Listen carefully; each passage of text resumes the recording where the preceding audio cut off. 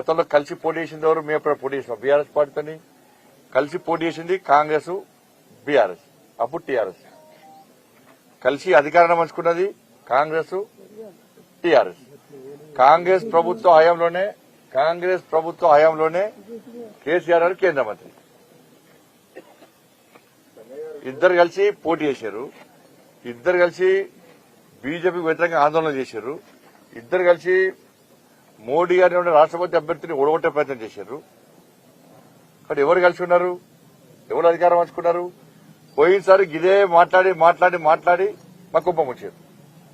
ప్రజలను ఈ మాయమాటతో అబద్దాలతో నమ్మించి మళ్ళా అదే పందాన్ని కొనసాగించే ప్రయత్నం బీఆర్ఎస్ పార్టీ కాంగ్రెస్ పార్టీ చేస్తున్నది.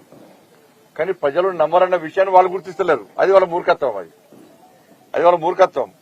ఇంకా అరిగిపోయిన రికార్డులకనే ఆ పాత పద్ధతిని కొనసాగించి బోర్లా బొక్కలు పడతారు రాష్ట్రపతి. బీఆర్ఎస్ కాంగ్రెస్ పార్టీలు ఇదే ఆలోచనతో ఇదే తప్పుడు ప్రచారం చేస్తే ఇలా బోర్లా బొక్కలు పడతారు గ్యారంటీ.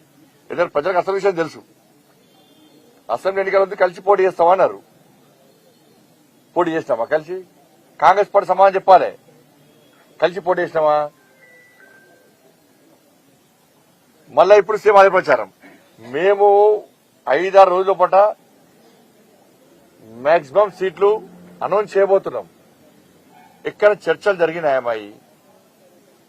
మేము అనౌన్స్ చేయబోయే సీట్లు మా కేంద్ర నాయకత్వము పార్లమెంట్ కి సంబంధించి తెలంగాణ పార్లమెంట్ నియోజకవర్గం సంబంధించి మొన్ననే అయిపోయారు.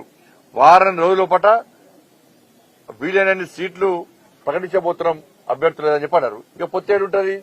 నిన్న మా కిషన్ గారు చెప్పారు పొత్తు అంటే 2 చెంపలు వాయించమన్నాడు. నేనేమన్నా చెప్పుతాను కొట్టుమన్నా. పొత్తు అంటే ఇది ఫుల్ క్లారిటీ ఇచ్చినాం. హై డోస్, ఎక్కువ డోస్ తో క్లారిటీ ఇచ్చినాం. మేము బండి సంజయ్ ఓటమి భయంతోనే బీఆర్ఎస్ మీద విష ప్రచారం చేస్తున్నాడని మాజీ ఎంపీ వినోద్ కామెంట్ చేయడం జరిగింది. నెంబర్ 1 అని గెలిచాడా? పని చేద్దాం. మునిగిపోయే పడవ కాదు, తుఫాన్లు తట్టుకొని ముందుకెళ్లే పడవ అంటాడు. తుఫాన్ ఎక్కడ పడవ ఎక్కది? దాన్ని ఎవరున్నారు? 3వ ప్లేస్ అది. బీఆర్ఎస్ పార్టీ 3వ ప్లేస్